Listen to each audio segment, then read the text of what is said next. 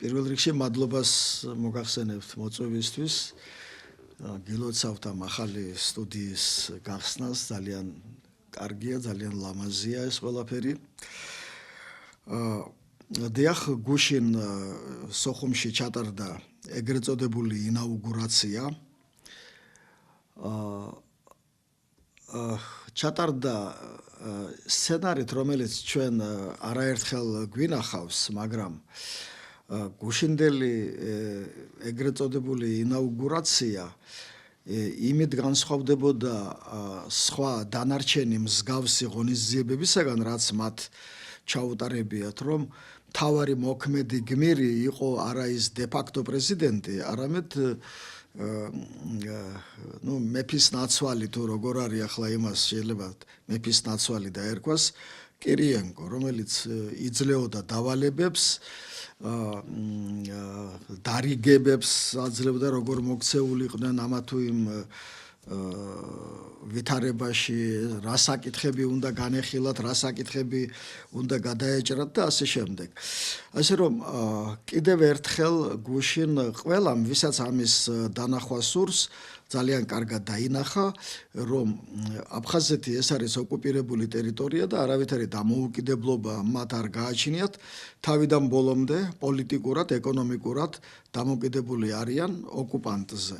ამიტომ რამდენიც არ უნდა გაითამაშონ ეს ინაუგურაციები, ეგრეთ წოდებული საპრეზიდენტო თუ სხვა არჩევნები, ამით არაფერი არ იცვლება, არ იცვლება მთავარი, რომ ეს ტერიტორია არის ოკუპირებული და თავიდან ბოლომდე დამოკიდებული რუსეთის ფედერაციაზე, რომელიც განსაზღვრავს იქ საშინაო პოლიტიკას, საგარეომად მაინც არ გააჩნიათ, ეკონომიკურს, სოციალურს და ყველაფერს განსაზღვრავს რუსეთი. თქვენ ალბათ ყურადღება მიაქციეთ, ძალიან მარტივი საკითხები, საპენსიო საკითხი, მართვის უფლება და რაღაც მსგავსი საკითხებიც კი, ესე იგი, უნდა გადაჭრას და უნდა გადაწყვიტოს რუსეთმა. სხვათა შორის ეგრეთ წოდებული გაიშნიკები, თქვენ იცით ეს ტერმინი რას ნიშნავს, რუსები არიან ჩამოსული სოხუმში და აფხაზეთის დე-ფაქტო შინაგან საქმეთა სამინისტროში მოღვაწეობენ, რომ ეს მართვის უფლებებს ისინი გასცემენ და იქ კიდევ ალბათ დააკვირდებიან, როგორ იცავენ მოძრაობის წესებს და ასე შემდეგ. ეს ტურისტული პოლიცია, რაღაც ახალი ფრაზა გაჩნდა, თითქოს ეს გარის დანაყოფი რა უნდა შემოვიდეს ახლა მათთან. ნიშნავს თუ არა, რომ ნელ-ნელა დიახ, ამაზე არის საუბარი, ასეთი პოლიცია იქ ჯერ არ შემოსულა, მაგრამ ადრე იყო, სწორედ ამ საგზაო ინსპექციაზე, ეგრეთ წოდებულ გაიზე საუბარი, მერე შეწყდა ეს ამ თემაზე საუბრები და ახლა დავინახეთ, რომ აფხაზეთის დე-ფაქტო შინაგან საქმეთა სამინისტროში მათ ძალიან დიდი სივრცე აქტი გამოყოფილი და იქ არიან დაბინავებული და გასცემენ ამ მართვის უფლებებს და დიდი ალბათობით მერე მათ აფხაზეთის ქუჩებზეც ვიხილავთ, ზუსტად ამ მიზნით, რაც ახლა თქვენ ბრძანებთ, რომ ტურისტების დაცვის საბაბით და ასე შემდეგ. ძალიან გახშირებულია ბოლო დროს ეს ამ თემაზე საუბარი, ტურისტების უსაფრთხოებაზე. თქვენ თუ აქცევთ ყურადღებას, ეს ტურისტები სულ წერენ და წერენ, სხვადასხვა ბლოგერები, რომ იქ ძალიან დიდი საფრთხეა და ასე შემდეგ. ეს ყველაფერი აქეთკენ არის მიმართული. რეალურად იყო შემთხვევები, როდესაც ტურისტებს მართლა თავს ესმოდნენ. დიახ, ეს უსაფუძვლო შიშები, ასე ვთქვათ, არ არის, ეს ნამდვილად ასეა. ამიტომ მე არ გამიკვირდება და არავის არ გაუკვირდება, თუ აფხაზეთის იქ ტრასებზე ვიხილავთ რუს პოლიციელებს, საგზაო პოლიციას. ყველაზე მთავარი საკითხი, რაც ალბათ თვითონ აფხაზებსაც აწუხებთ, ეს არის ინვესტიციების ეგრეთ წოდებული კანონი და დღის წესრიგში ველოდებით ინაუგურაციის პროცესს და შემდეგ ვფიქრობთ, რომ სწორედ ეს კანონის შემოვა ისე. ცოტა ხანი დაელოდებიან თუ არა რაღაცა პერიოდის გასვლას და შემდეგ ისე შემოაგდებენ ამ აი ყველაფერი მიდის იქითკენ, რომ შემზადდეს ნიადაგი აი იმ საკითხის ხელახლა გამოსატანად. ამისთვის რას აკეთებს რუსული ხელისუფლება? თქვენ გახსოვთ ეგრეთ წოდებული არჩევნების შემდეგ ეს ბატონი გუმბა ჩავიდა მოსკოვში, მიიღო პუტინმა და მთელი რიგი საკითხები დააყენა. მთელი რიგი საკითხები. ყველაფერზე მიიღო თანხმობა. ყველაფერზე. მე ახლა 1 მაისისთვის კიდევ დაგეგმილი არის ფრენების განახლება, თუმცა ისიც უნდა ითქვას, რომ ეს აეროპორტი მოხსენიებულია როგორც საქართველოს სოხუმი, როგორც საქართველოს ქალაქი და საქართველოს აეროპორტი. ახლა ეს ძალიან დიდ დისკომფორტს კი უქმნის სეპარატისტულად განწყობილ ადამიანებს, მაგრამ ეს იმდენად მნიშვნელოვანია მათთვის ფრენების განახლება, რომ დიდი ხმაური მაინც და მაინც ამას არ მოყოლია და ძალიან კარგია, რომ ნელ-ნელა მიეჩვევიან, რომ სოხუმი არის საქართველო და ეს აეროპორტი არის საქართველოს აეროპორტი. იმისათვის რომ ის ხელახლა გამოიტანონ საინვესტიციო შეთანხმება, აი რუსეთი ახლა აკეთებს ყველაფერს, რომ მოიგოს მოსახლეობის გული, თუ ასე შეიძლება ითქვას.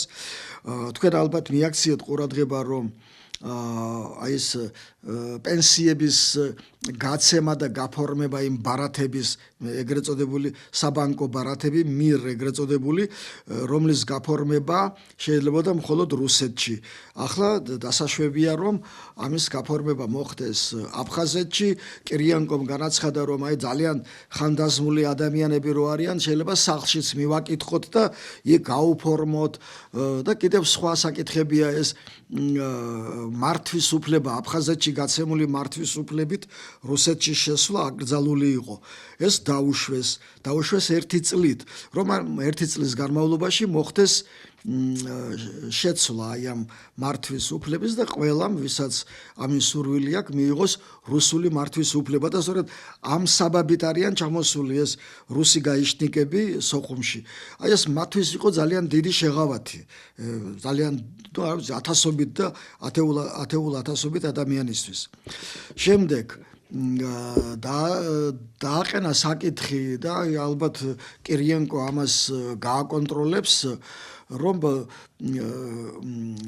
ესე იგი გადამცემი ხაზები, ელექტროგადამცემი ხაზები, რომელიც ძალიან დაზიანებულია და დიდი რაოდენობით ელექტროენერგია იკარგება, მოხდეს მათი შეკეთება და თითქოს და რუსეთი სწავლობს ახლა ამ საკითხს და დაეხმარება აფხაზებს, რომ ეს საკითხი გადაწყვიტონ. არის ბევრი კიდევ სხვა საკითხი, იგივე ახლა სანამ აქეთ ჩამოვიდოდა ბატონი კირიენკო, მას ჰქონდა შეხვედრა ტურისტულ კომპანიებთან მოსკოვში და იქ დაისვა საკითხი, რომ რაც შეიძლება მეტი ტურისტი ჩავიდეს აფხაზეთში. ეს ყველაფერი იმისთვის კეთდება, რომ მე ბოლოს ის მთავარი საკითხი გამოიტანონ, რასაც საინვესტიციო შეთანხმება ქვია. მაშინ ალბათ რაღაც პატარა ცვლილებები ალბათ იქნება შეტანილი, არსი რასაკვირველი არ შეიცვლება, ძირითადად დარჩება ის რაც არის. აფხაზებსაც მიეცემათ ამ აპარტამენტების მშენებლობის უფლება, მაგრამ მათი შესაძლებლობები და რუსეთის შესაძლებლობები მოგეხსენებათ ძალიან განსხვავდება ერთმანეთისაგან. ასე რომ ჩვენ დაახლოებით 99%-ს იგივე შეთანხმებას მივიღებთ და ვნახოთ საზოგადოება ამას როგორ მიიღებს. სწორედ ამაზე ვკითხავ, თუ შეიძლება. როდესაც ვიცით, როგორი რეაქცია ჰქონდა აფხაზ საზოგადოებას ინვესტიციების შესახებ კანონთან დაკავშირებით, ამჯერადაც ვიხილავთ თუ არა მსგავსი ტიპის დაპირისპირებას, იმიტომ რომ პრაქტიკულად ხედავთ, რომ არაფერი არ შეიცვლება გუმბას გაპრეზიდენტებით და იგივე სიტუაციის წინაშე შეიძლება დავდგეთ. დიახ, მე მით უმეტეს იმ ფონზე, როდესაც გვაქვს მაგალითი ოპოზიციონერებს, როგორც ჩამოართვეს რუსეთის მოქალაქეობა, კრიტიკულ ჟურნალისტებს, როგორ მიანიჭეს ოპოზიციონერის სტატუსი, აი ამ ფონზე შეიძლება თუ არა ისე ხალხი გამოვიდეს ქუჩაში. მე პირადად ღრმად ვარ დარწმუნებული, რომ იმ ხელშეკრულების ხელახლა შემოტანას ისევ მოყვება ძალიან დიდი შეხლა შემოხლა, საპროტესტო გამოსვლები და სწორედ აი ის რომ ძალიან ბევრ ადამიანს და ცნობილ პიროვნებას ამ ოპოზიციური ბანაკიდან ჩამოართვეს რუსეთის მოქალაქეობა, მერე უცხო ქვეყნის აგენტებად გამოაცხადეს. ეს მათ პირიქით ხელფეხს უხსნის, რომ უფრო თამამად, მათ დასაკარგი უკვე არაფერი არ აქვთ და იმოქმედონ უფრო თამამად და უფრო აქტიურად. დიდად ვეჭვობ, რომ მათ ხელახლა დაუბრუნონ რუსეთის მოქალაქეობა და მოუხსნან იმ აგენტის წოდება და აქედან გამომდინარე ეს ადამიანები ყველაფერს გააკეთებენ იმისათვის, რომ ხელახლა ჩაშალონ ამ საინვესტიციო ხელშეკრულების დადება და აჩვენონ რუსულ მხარეს ვინ მართავს რეალურად სიტუაციას აფხაზეთში. ჩვენ ხო ძალიან კარგად ვიცით, რომ გუნბა აფხაზური მოსახლეობის უმრავლესობის არჩეული არ არის და იქ მიტინგებზე როგორც წესი მარტო აფხაზები გამოდიან, სხვა ეთნოსის წარმომადგენლები ამ მიტინგებში მაინც და მაინც მონაწილეობას არ ღებულობენ. ამიტომ ყველა აი ეს ვინ წინააღმდეგ მისცა გუნბასი აფხაზებს გულისხმობ და ესენი აფხაზების დიდი უმრავლესობაა. ისინი კვლავ გამოვლენ ქუჩაში და თავიანთ ძალას და თავიანთ გავლენას და შესაძლებლობებს აუცილებლად აჩვენებენ რუსულ მხარეს. ამაში მე ვარ ღრმად დარწმუნებული, ერთი წამეთაც არ მეპარება ეჭვი, რომ ეს ასე მოხდება. მაგრამ ეს რომ ასე არ მოხდეს, აი ამისთვის აკეთებს რუსეთი ახლა იმას, რომ ყველა თხოვნა, ყველა რაც დააყენა გუნბამ პუტინის წინაშე, ფაქტობრივად ყველაფერი არის დაკმაყოფილებული და ნელ-ნელა მიმდინარეობს მისი, ასე ვთქვათ, ცხოვრებაში გატარება, რეალიზება. მაგრამ ეს ახლა ერთია შენ მართვის უფლება მისცე, ან იქ ტურისტები ჩამოიყვანო, გასაგებია ეს ყველაფერი, მაგრამ აფხაზებისთვის ამას აქვს სასიცოცხლო მნიშვნელობა. ძალიან კარგად იციან რუსეთის საბოლოო მიზანი რა არის და რისთვის კეთდება ეს. მათი კეთილდღეობისთვის კეთდება თუ ამ ტერიტორიის საბოლოოდ მისაკუთრებისთვის, ანექსიისთვის. მათ ამის ახსნა არ ჭირდება, ძალიან კარგად იციან, ამიტომ ისინი ამას არ დათმობენ, მე დარწმუნებული ვარ ამაში. აი აქედან რომ გამოვიდეთ, რომ აფხაზები ამ კანონს არ მიიღებენ, ისევ დაიწყება აქციები, თუ დაიწყო აქციები, ისევ ბუნტი, რუსეთს შეუძლია ისევ შეწყვეტოს ელექტროენერგია, ისევ გაართულოს პენსიის გაცემის თემა, არ ჩარისხოს თანხები ბიუჯეტში და შესაბამისად ხელფასები შეუწყდებათ ეგრეთ წოდებულ საჯარო მოხელეებს. ანუ მაქსიმალური წნეხის საშუალება რუსეთს აქვს.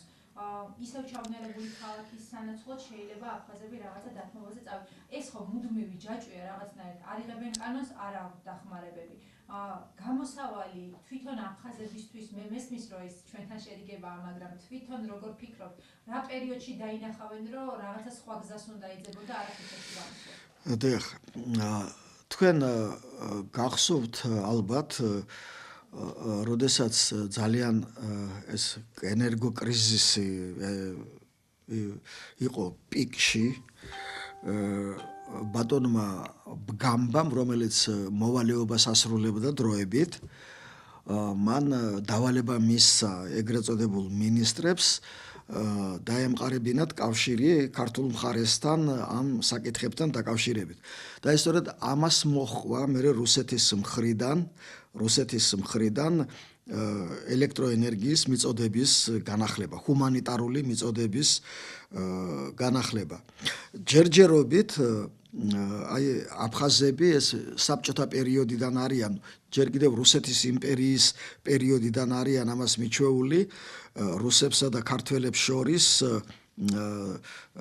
თუ ესე თამაში პოლიტიკური და ისინი დღემდე ამ თამაში ფაქტობრივად მოგებული გამოდიოდნენ, მაგრამ დღეს ორივე მხარემ ძალიან კარგად იცის ეს ამბავი და ამიტომ აი რუსმა იცით ყველაფერი გააკეთა, აბსოლუტურად ყველაფერი გააკეთა იმისათვის, რომ ერთის მხრივ მათ დამოუკიდებლად ვერ იარსებონ, ხელფასები არა, სამსახური არა, ახლა ტურისტი თუ არ ჩამოვიდა მორჩა, იქ დამთავრებულია, ყველაფერი გაჭერებულია. თუ რუსეთმა აი ეს არ შეისყიდა, რასაც ისინი აწარმოებენ, მისი მყიდველი არავინ არ არის. ელექტროენერგია არა, სამსახური არა, ხელფასი არა. და აქეთ ფაქტობრივად ისე არის მოსახლეობა მოწამლული, რომ ქართულ მხარესთან ისე სწრაფად ურთიერთობის აღდგენა და დამყარება არის ფაქტობრივად შეუძლებელი. ამიტომ გარკვეული დრო ჭირდება იმას, რომ აფხაზი მივიდეს იმ დასკვნამდე, სად არის მისი ხსნა. სად არის და რაში არის მისი ხსნა. ჩვენ ღრმად დარწმუნებული რომ არ ვიყოთ იმაში, რომ აფხაზებს სხვა გზა გარდა აქეთ მობრუნებისა არ გააჩნიათ, ჩვენ არ დავიწყებდით მუშაობას აფხაზეთის მომავალი კონსტიტუციის პროექტზე. ჩვენ ძალიან აქტიურად მუშაობთ და ძალიან სერიოზულ დოკუმენტს დავდებთ ცოტა ხანში აი ამ საკითხზე და ჩვენ ფაქტობრივად მზად ვიქნებით იმისათვის, რომ აფხაზურ მხარესთან გავმართოთ სერიოზული მოლაპარაკება ჩვენს საერთო მომავალთან დაკავშირებით. სხვა გზა უბრალოდ არ არის. არ არის სხვა გზა. ისინი ესეთ ანექსია რუსეთის მხრიდან ეს უბრალო ანექსია არ არის, აი უბრალო ანექსია არ არის, ეს არის ფაქტობრივად თვითლიკვიდაცია, ეროვნული კატასტროფა აფხაზებისთვის. ეროვნული კატასტროფაა. და საქართველოს შემადგენლობაში დაბრუნება ეს არ არის ეროვნული კატასტროფა. მათ საქართველოს შემადგენლობაში მიაღწიეს განვითარების ყველაზე მაღალ დონეს ყოფილ საბჭოთა კავშირში. არც ერთი ავტონომიური რესპუბლიკა ამ დონეზე არ იმყოფებოდა. ესენი სულ უკმაყოფილონი იყვნენ და სულ უფრო მეტს და მეტს ღებულობდნენ. და დღეს აი მას შემდეგ რაც აფხაზეთი დაბრუნდება საქართველოს შემადგენლობაში, ესე იგი, აი მსოფლიოში ყველაზე მაღალი სტანდარტი, რაც ავტონომიებისთვის არსებობს, ეს ჩვენ ყველაფერი შესწავლილი გვაქვს, ყველაფერს გავითვალისწინებთ და ვითვალისწინებთ, აფხაზეთის სპეციფიკას ვითვალისწინებთ და აი ისეთი დოკუმენტი იქნება დადებული, რომელიც ორივე მხარესთვის გახდება მისაღები. და აი აქ და მხოლოდ ამაში არის გასაღები. და რამდენ ხანს გაგრძელდება ეს კატათაგობანა? ნახოთ. აი ჩვენ მეტნაკლებად ვიცით ის პროცედურები, რაც ოფიციალურად გადის, ანუ არაღიარების პოლიტიკის თვალსაზრისით, მაგრამ აი არჩევნების არაღიარება სხვადასხვა მედია პორტალზე შეხვდა შეკითხვა, რომ ჩვენი მხარე რას აკეთებს, ანუ საპასუხოდ. რა ოფიციალური დოკუმენტი იქმნება თუ რა პროცედურებს გადის ის, რომ ჩვენ არ ვაღიარებთ ამ არჩევნებს და ზოგადად ეგრეთწოდებულ ხელისუფლებას. ახლა გუშინ იქ არჩევნები არ ჩატარებულა, ეს არჩევნები ადრე ჩატარდა და თქვენ ალბათ იცით იმის შესახებ, რომ ჩვენ მივიღეთ ოფიციალური დოკუმენტი აი ამ ეგრეთ წოდებული არჩევნების ბათილად ცნობის შესახებ, რომელიც მერე მაცნეში გამოქვეყნდა. მაგრამ ჩვენ გვაქვს კანონი ოკუპაციის შესახებ, რომლის თანახმად ყველაფერი იქ, რაც საქართველოს კანონმდებლობის მიღმა ხდება, იქნება ეს არჩევნები თუ კიდევ რაღაცა ეკონომიკური გარიგებები, რაღაცა ეგრეთ წოდებული შეთანხმებები, ეს წინასწარ არის ბათილად გამოცხადებული. გარდა ამისა, საერთაშორისო ორგანიზაციები აკეთებენ შესაბამის განცხადებებს, რომ აი ეს არჩევნები, რომელიც იქ ჩატარდა, უკვე ბათილად არის გამოცხადებული იგივე ევროკავშირის მიერ. ასე რომ აქ პრობლემა და კითხვის ნიშნები არ არის. არავინ დედამიწის ზურგზე ამ ეგრეთ წოდებულ არჩევნებს არ აღიარებს და თქვენ ნახეთ იქ გუშინ ვინ იყო. რუსეთის დელეგაცია იყო, რომელიც ფაქტობრივად იქ წარმართავდა სიტუაციას, იყო ცხინვალის წარმომადგენელი, დნესტრისპირეთის წარმომადგენელი იყო ვიღაცა, რუსეთის ავტონომიების წარმომადგენლები იყვნენ, ნიკარაგუას და ვენესუელას ელჩები რუსეთში, რომლებიც იმავდროულად აფხაზეთშიც არიან ვითომ ელჩები. მაგრამ ესენი რუსეთში არიან ელჩები და არა აფხაზეთში რეალურად. აი ეს არის მთელი საერთაშორისო ბრჭყალებში აღიარება აფხაზეთის. მეტ აღიარებას არ უნდა ველოდოთ არავითარ შემთხვევაში. და იმ ორ ქვეყანაში, როდესაც იქ დემოკრატიული ძალები მოვლენ ხელისუფლების სათავეში, რა თქმა უნდა, ეს აღიარება გაუქმდება მაშინათვე. თქვენ ძალით შერიგების აუცილებლობის შესახებ და იმაზე, რომ აუცილებელია რაღაცნაირად დიალოგის ფორმატში გქონდეს ურთიერთობა. სწორედ ამაზე მინდა გითხრათ, როგორ წარმოგიდგენიათ, რაზე შეიძლება მხარებმა ისაუბრონ ასევე და რუსეთის მონაწილეობის გარეშე თუ არის ეს პროცესი ზოგადად შესაძლებელი? რა თქმა უნდა, შედეგზე თუ გვინდათ, რომ გვინდა ორივე მხარეს, რომ ვიყოთ ორიენტირებულები, ეს უნდა მოხდეს ორმხრივ ფორმატში. ჩვენ უნდა ვისაუბროთ ერთმანეთთან, თუმცა რომელიღაცა ეტაპზე რუსეთთან მოლაპარაკების გარეშე იქნება ეს საოკუპაციო ჯარების გაყვანა თუ სხვა საკითხები, რუსეთთან მოლაპარაკების გარეშე ეს არ დასრულდება ეს მოლაპარაკება, მაგრამ ძირითად და მთავარ საკითხებზე, როგორი უნდა იყოს ჩვენი ურთიერთობა, როგორი უნდა იყოს სტატუსი და ასე შემდეგ, ეს არის ორმხრივი მოლაპარაკების საგანი. რა თქმა უნდა, იქამდე ჩვენ ჯერ არა ვართ მისული, მაგრამ მე ეჭვი არ მეპარება, რომ ნაბიჯ-ნაბიჯ ჩვენ იქამდე მივალთ. შეკითხვაც მაქვს მიმდინარე პროცესებთან დაკავშირებით, საუბრობენ, რომ ასლამბჟანია შესაძლოა ვიხილოთ რუსეთში აფხაზეთის ეგრეთ წოდებულ ელჩად და სამთავრობო ცვლილებები ეგრეთ წოდებული განხორციელდეს. და ის პირები, ვინც ოპოზიციაში იყო, იგივე აგბურ არძიმბა, ბარციცი, რომელსაც შეიძლება რაღაცა პროტესტები გამოხატონ, ეს ხალხი თანაგუნდელებად აქციონ და რაღაცა სკამების შესთავაზონ. სწორედ იმიტომ, რომ ის კანონები, რომელსაც ისინი ეწინააღმდეგებოდნენ, უპრობლემოდ გაიტანონ. მაინც აი კანონების თემასთან დავბრუნდები, რამდენად არის ეს შესაძლებელი ეს სცენარი? არა, არის ეს შესაძლებელი, თუმცა ბარციციც იყო გუშინ მისული, კი, არძინბაც იყო. არძინბაც იყო. აი ბარციცთან დაკავშირებით შესაძლებელია, რომ ეს მართლა ასე მოხდეს, მაგრამ არძინბასთან დაკავშირებით რაღაცნაირად მე ეჭვი მეპარება ამაში. მას აქვს საპრეზიდენტო ამბიციები და თუ ის შევა მთავრობის შემადგენლობაში, ფაქტობრივად ის მოიჭრის გზას სამომავლოდ პრეზიდენტობისკენ. ასე რომ არძინბასთან დაკავშირებით მე ეჭვება, რომ იქ ის მთავრობის დე-ფაქტო მთავრობის შემადგენლობაში შევიდეს, მაგრამ ბარციცი დიდი ალბათობით შევა. თუ თქვენ ყურადღება მიაქციეთ, გუშინ ანკვაბი არ იყო იქ, რაც უკვე თავისთავად ნიშნავს, რომ მას მომავალ მთავრობაში ვერსად ვერ ვიხილავთ, არანაირ პოზიციაზე ის არ იქნება. საუბრობენ, რომ ანკვაბი უჭერდა მხარს კულუარულად არძინბას. იყო ამაზე საუბარი. ეს ხან ბარციც უჭერდა მხარს, გავრცელდა ინფორმაცია. მე განაცხადა, რომ გუნბას უჭერს მხარს. მე შესაძლოა არძინბას უჭერდა მხარს, არ ვიცი, მაგრამ ყოველ შემთხვევაში გუნბას გუდაუთაში არ გაუმარჯვია. სადაც და ანკვაბის სოფელშიც არ გაუმარჯვია. აი რაც ძალიან ბევრ რამეზე მეტყველებს. თუმცა მან განაცხადა, რომ ის გუნბას უჭერს თითქოს მხარს. ეს ალბათ რუსების გასაგონად გააკეთა ეს განცხადება. მაგრამ ის პირადად არსად არ გამოჩენილა, არც შტაბში ყოფილა და გუშინაც იქ ჩვენ ვერ ვიხილეთ ბატონი ანკვაბი.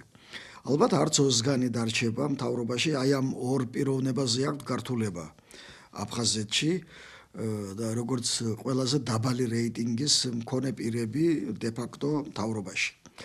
ეს სპეციალურად ავრცელებენ ამას თუ როგორ არის, მე არ ვიცი, მაგრამ ალბათ ეს ორი პიროვნება ნამდვილად არ იქნება მთავრობაში. ახლა ჟანიას რა ბედიელის არ ვიცი, მაგრამ ის ქუჩაში ნამდვილად არ დარჩება. დარწმუნებული ვარ ამაში.